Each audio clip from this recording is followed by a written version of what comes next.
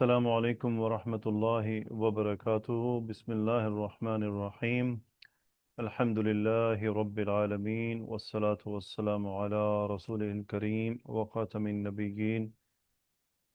الحمد للہ علم البلاغہ کا سفر ہمارا جاری ہے، اور الحمد للہ ہم چیپٹر نمبر 2 کو سٹارٹ کر چکے ہیں، اور یہ مختصر چیپٹر ہے، may be within 3 to 4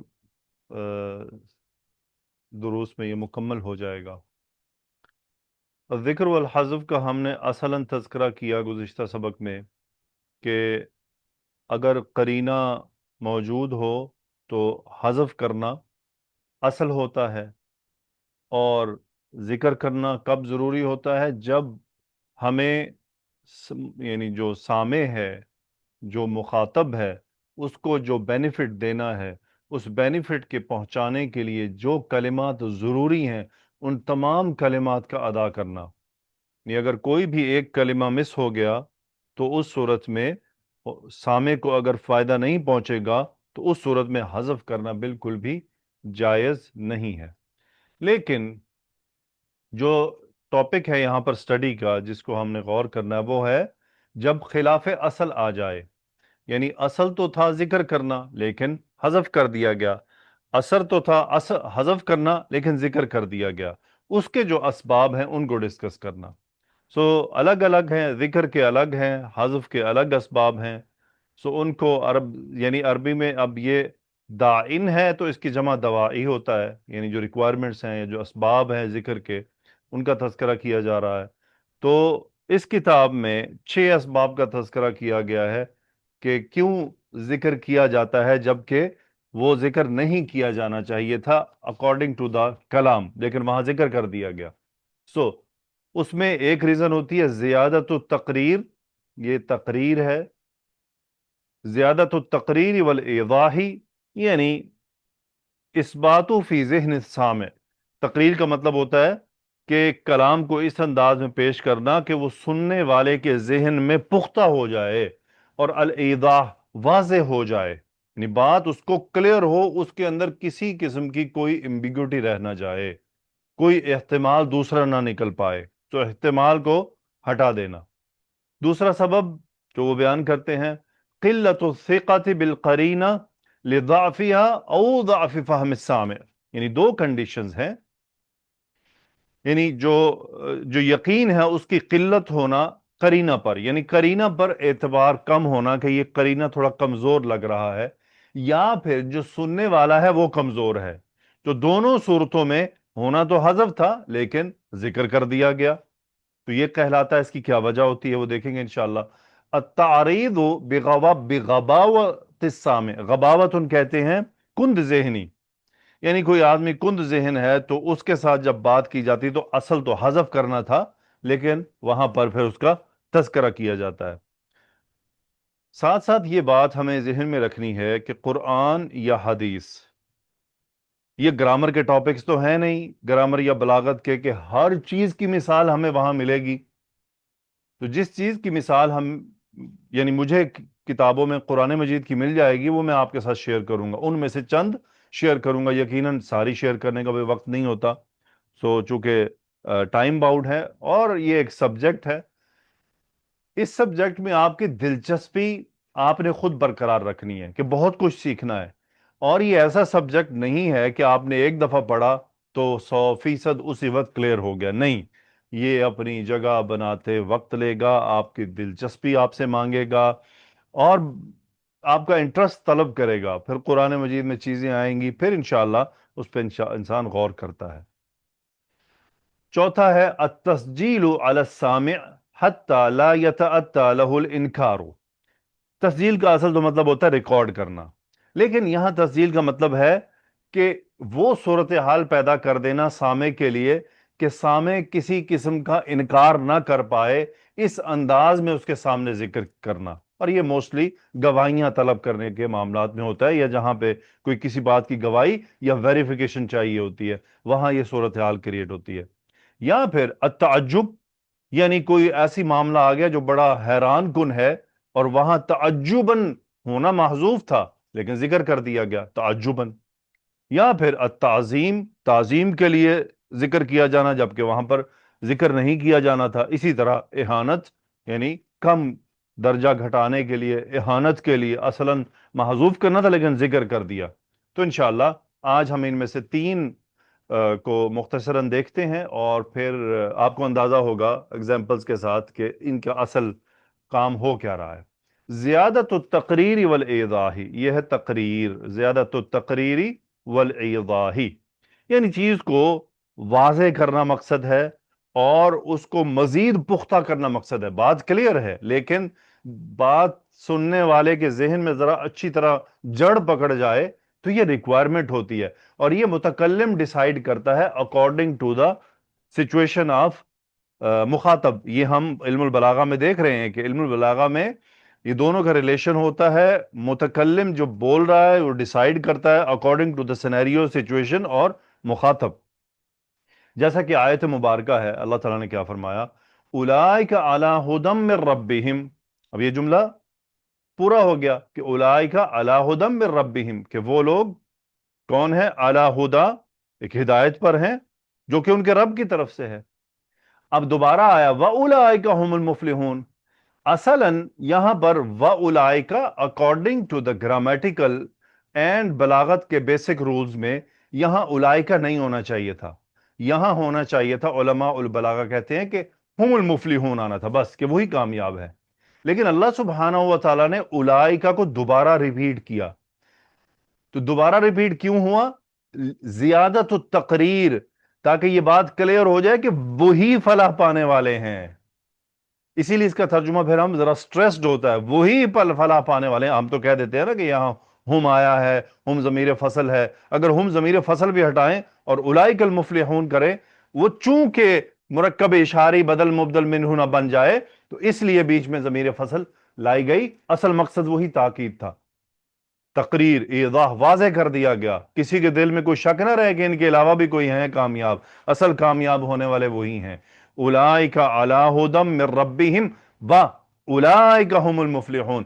جب بھی قرآن پڑھ رہے ہوں آیات، جب بھی سیم اس آیت میں ریپیٹ ہوا اگلی میں، جبکہ ہم اب ماشاءاللہ آپ لوگ گرامر سمجھتے ہیں، آپ کو پتا ہے کہ مثلا زید ضرب حامد وَهُوَ مَضْرُوبٌ، اب ہم ہوا کریں گے، دوبارہ سے نام ریپیٹ نہیں کریں گے. مثلا این خالد ہوا فی المسجد، ہم یہ نہیں کہیں گے خالد فی المسجد. اصلا یہ ہے، اصل یہ ہے.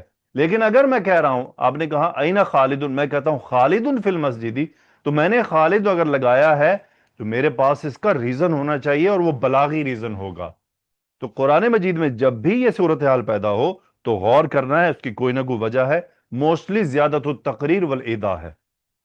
جیسا کہ سورۃ الاخلاص میں قل هو اللہ احد، آگے اللہ نے کیا فرمایا؟ اللہ الصمد. اب یہاں اصلاً ہونا چاہیے تھا هو الصمد، لیکن اللہ نے کیا فرمایا؟ اللہ الصمد. یہ بھی زیادت التقریر والایضاح. اس بات کے لیے فی ذہن السامع، سننے والے کے ذہن میں یہ نام اور یہ تمام ٹھہر جائے، پکا ہو جائے بھی معاملہ بہت بڑا ہے. ہوا اللہ احد اللہ الصمد، نام ریپیٹ ہو رہا ہے بار بار، بلا وجہ نہیں ہوا.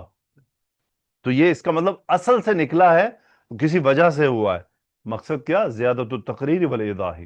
مثلا ایک اور آیت ہے وَمَا تَدْرِي نَفْسٌ مَاذَا تَكْسِبُ غَدًا وَمَا تَدْرِي نَفْسٌ بِأَيِّ أَرْضٍ تَمُوتُ. اب اگر اس آیت پر غور کریں تو یہاں پر دوبارہ نفس لانے کی ضرورت نہیں تھی، کیونکہ قرینہ موجود ہے، بات کافی ہے، یہ حذف ہونا چاہیے تھا. مَا تَدْرِي نَفْسٌ مَاذَا تَكْسِبُ غَدًا، یعنی کوئی نفس یہ نہیں جانتا کہ کل وہ کیا کمائے گا. وَمَا تَدْرِي بِأَيِّ أَرْضٍ تَمُوتُ، تو ضمیر کیا ہو جاتی؟ ہیا، واپس لوٹ جاتا نفس کی طرف. لیکن ہوا کیا؟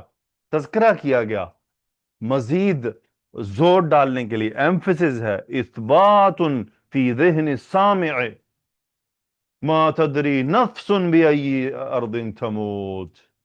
حالانکہ کوئی ایمبیگوٹی نہیں، بات کلیئر ہے. پہلی آیت میں بھی اولئک علی ھدی من ربہم اگر ہوتا وہم المفلحون، بات ختم، کلیئر تھی. قل هو اللہ احد هو الصمد، بات کلیئر تھی، وما تدری نفس ماذا تکسب غدا وما تدری بأی ارض تموت، بات کلیئر تھی. لیکن دوبارہ ریپیٹ کرنے سے ایک خاص طرح کا ایمفیسس پیدا ہو گیا، کیونکہ یہ کوئی ایسی باتیں نہیں ہیں خالد کدھر گیا، خالد کیا کر رہا ہے، یہ بڑی باتیں ہیں، یہ بڑی خبریں ہیں، یہ کوئی عام دو لوگوں کے درمیان میں ہونے والی بات چیت نہیں ہے، یہ اللہ کا کلام تھا اور بہت بڑی بڑی خبریں ہیں. یعنی یہ غیب کی خبر ہے، ما تدری نفس ماذا تکسب غدا وما تدری نفس بأی ارض تموت. اللہ الصمد، یہ چھوٹی خبر دی اللہ تعالیٰ، اللہ ہی بے نیاز ہے. پھر مثلا کیا فرمایا اللہ تعالیٰ نے، وَيَسْأَلُونَكَ عَنِ الرُّوحِ، قُلْ، اب ہونا کیا تھا اصل یعنی قاعدے کے لحاظ سے، ہوا من امر ربی، کہ وہ میرے رب کے امر میں سے ہے، لیکن اللہ تعالیٰ نے کیا انداز اختیار کیا، قُلِ الرُّوحُ مِنْ أَمْرِ ربی، معاملہ بہت بڑا ہے نا، سوال بہت بڑا تھا. وَيَسْأَلُونَكَ عَنِ الرُّوحِ، اتنے بڑے معاملے کے بارے میں سوال کر رہے ہیں تو جواب کیا ملا، قُلْ الرُّوحُ مِنْ أَمْرِ ربی، کہ یہ جو روح والی بات ہے نا، یہ میرے رب کا امر ہے خاص. یہ انداز ہے، یہ سب بلاغت میں سمجھ آتا ہے، گرامر تو اس کا جواب نہیں دیتی. اب مثلا قرآن مجید کی آیت ہے، اللہ تعالیٰ نے کیا فرمایا، اولئک الذین کفروا بربہم، وہ لوگ جنہوں نے اپنے رب کا انکار کیا، واولئک الاغلال فی اعناقہم، اور وہی ہیں جن کے گردنوں میں اغلال توق ہوں گے، واولئک اصحاب النار، پھر ریپیٹ کیا اولئک، یہ کیا کلیئر کر دیا کہ یہ جنہوں نے اپنے رب سے کفر کیا ہے ان کی یہ حالت ہوگی. اب اصل میں ہو جاتا کیا، ہم الاغلال فی اعناقہم ہم اصحاب النار، جیسا کہ آنے میں فرما دیا ہم فیہا خالدون، یہ چونکہ نتیجہ نکل آیا. لیکن جب ان پر فوکس کیا جا رہا تھا، جو باتیں تھیں اور جو خبریں تھیں، ایک سزا تھی، وہاں پر اولائکا ریپیٹ ہوا ہے. یہ اولائکا بلا وجہ ریپیٹ نہیں ہوا ہے، اولئک الاغلال فی اعناقہم اولئک اصحاب النار. تو یہ قرآن مجید میں خاص ایک انداز ہے. جیسا کہ میں پہلے آپ سے تذکرہ کر چکا، یہ ضروری نہیں کہ ہم جو ٹاپکس پڑھ رہے ہیں ہر ٹاپک کی اگزامپل قرآن و حدیث سے لائی جائے، کوشش یہی رہے گی. لیکن اگر قرآن و مجید، میرا خیال ہے کہ یقینی بات ہے، قرآن مجید میں اگر دوسرے ٹاپکس کی اگزامپل ہوتی تو علماء البلاغہ اس کا ضرور تذکرہ کرتے. اب ہے قلت الثقہ، یعنی کسی آدمی کو قرینہ کا کیا ہے، قرینہ پر اس کو قرینہ کمزور لگ رہا ہے، بالقرینتی لضعفها او ضعف فهم السامع، یعنی سننے والا کا یعنی حالت ذرا کمزور ہے. تو اس صورت میں یہ کب ہوتا ہے، مثلا یہ بیسیکلی ہوتا ہے زیادہ تر مدح اور ذم بیان کرتے ہوئے. سو زید نعم الصدیق، زید اچھا دوست ہے. کیا کہہ رہے ہیں، تقولو، آپ یہ کہتے ہیں، ذالک، یعنی یہ بات آپ تب کہتے ہیں جب، یعنی آپ بات کر رہے ہیں، دو لوگ بات کر رہے ہیں اور بات کرتے کرتے آدمی کہتا ہے زید نعم الصدیق، زید اچھا دوست ہے. یہ کیوں کہا اس نے، اس کا سینیریو کریٹ کیا انہوں نے کہ اذا سبق لک ذکر زید، یعنی آپ دو لوگ بات کر رہے تھے آپس میں، اس میں کہیں زید کا تذکرہ آیا، لیکن وہ زید کا تذکرہ کرتے کرتے باتیں طویل ہو گئیں، لمبی ہو گئیں، وقت گزر گیا، تو اس صورت میں وہ دوبارہ آدمی جب زید کا تذکرہ کرتا ہے اور وہ کہنا چاہتا ہے تو کہنا تو اس نے یہی تھا نعم الصدیق، لیکن اس نے نام کا تذکرہ کیا زید نعم الصدیق. کیوں کہا اس نے، اس لیے کہ ڈسکشن کے دوران بات ذرا لمبی ہو گئی اور اس لمبی بات میں جو اب قرینہ ہوگا وہ کمزور رہے گا، اس لیے دوبارہ ذکر کیا گیا کہ زید اچھا دوست ہے. اسی لیے وہ کہہ رہے ہیں طال عہد السامع بہ، یعنی جو سامع ہے اس کے لیے چونکہ وقت زیادہ گزر گیا بات کرتے کرتے، اس لیے دوبارہ نام کا تذکرہ کیا، حالانکہ زید کا تذکرہ کچھ دیر پہلے ہی گزرا ہے. تو یہ وہ کنڈیشن ہے کہ جب وقت زیادہ گزر جائے تو اسی لیے وہ قلت الثقۃ بالقرینہ، کہ اب جو قرینہ ہے وہ کمزور ہو چکا ہے، یا پھر ضعف فہم السامع، یعنی جو سامع ہے وہ اس کا جو فہم ہے، اس کی جو انڈرسٹینڈنگ لیول اتنا سٹرونگ نہیں ہے کہ آپ کہیں نعم الصدیق تو وہ فوراً سمجھ جائے، یعنی آپ کہیں نعم الصدیق تو وہ فوراً سمجھ جائے کہ بھئی یہ کون ہے. سو زید نعم الصدیق، اب دوسرا جو سینیریو انہوں نے کریٹ کیا، او ذکر معہ کلام فی شأن غیرہ، یا ہو سکتا ہے یہ بھی صورتحال پیدا ہو جاتی ہے کہ مثلا دو آدمی آپس میں بات چیت کر رہے ہیں، بات چیت کرتے کرتے اس زید کے علاوہ کسی کا تذکرہ کر دیا بیچ میں، اب جب وہ کہے گا نعم صدیق تو اس کا مطلب ڈاؤٹ فل ہو گئی نا بات، ڈاؤٹ فل کیا ہو گئی کہ کون اصل میں کیا مقصد، کس کا مقصد تھا، اس لیے نام لیا گیا زید النعم الصدیق ہو۔ تو یہ وجہ ہے، یعنی دو وجوہات ہیں اس کے اندر، یا تو قرینہ کمزور ہو گیا، اور یا جو سننے والا ہے اس کا دماغی کمزوری ہے، تو اس صورت میں جو متکلم ہے اس کو ڈیسائیڈ کرنا ہے کہ اب مجھے ذکر کرنا ہے یا حذف کرنا ہے۔ اللہ کرے ہم سب کے دل سمجھ آ جائے یہ بات، اگر بھاری ہو جائے تو اگنور کر دیجئے گا۔ تیسرا التعریض بغباوت السامع، غباوت السامع ہوتا ہے یعنی جو سامع ہے وہ کمزور ہے، اس کا ذہن کمزور ہے، اس کی یعنی کند ذہن ہے تھوڑا سا، اس صورت میں کیا ہوگا؟ التعریض بغباوت السامع نحو، یعنی جیسا کہ انہوں نے اگزامپل دی ہے، امر قال کذا، ایک آدمی کہتا ہے امر قال کذا فی جوابی، ایک آدمی نے سوال کیا ماذا قال امر، امر نے کیا کہا، اس کا جواب دیا گیا امر قال کذا، امر نے یہ کہا۔ اب اس کو جواب میں یہ نہیں کہنا تھا، مثلا میں آپ سے سوال کرتا ہوں ماذا قال محمد، آپ کیا کہیں گے؟ قال یعنی قال کذا و کذا، یہ کہا اس نے، آپ نام ریپیٹ نہیں کریں گے۔ لیکن یہ کب کیا جاتا ہے؟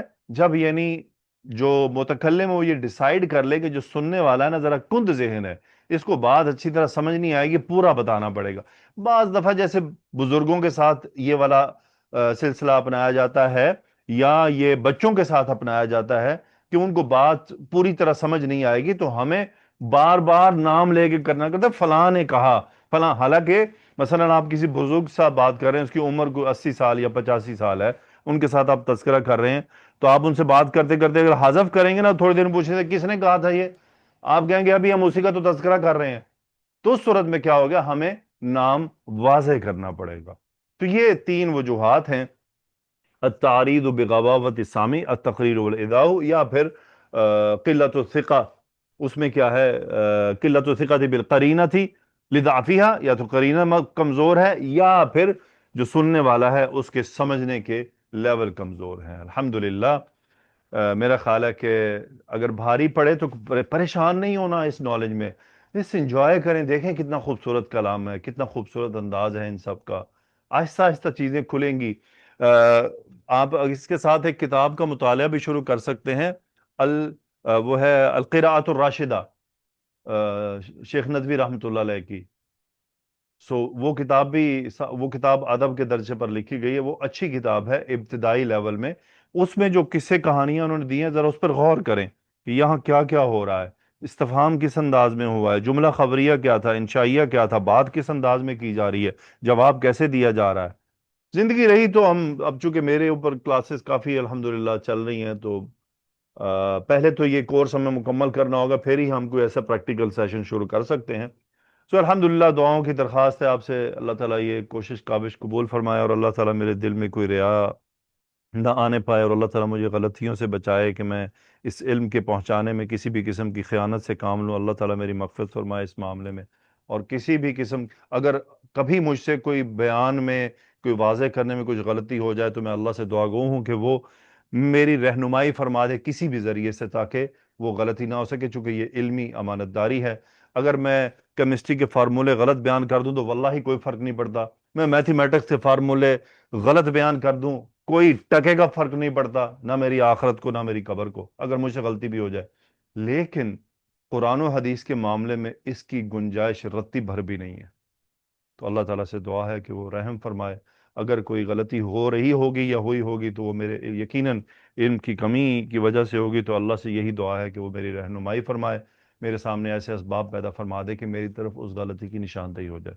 سبحانک اللہم و بحمدک، اشہد ان لا الہ الا انت، استغفرک و اتوب الیک۔ اللہم صلی وسلم علی نبینا محمد، آمین یا رب العالمین۔ السلام علیکم ورحمۃ اللہ وبرکاتہ۔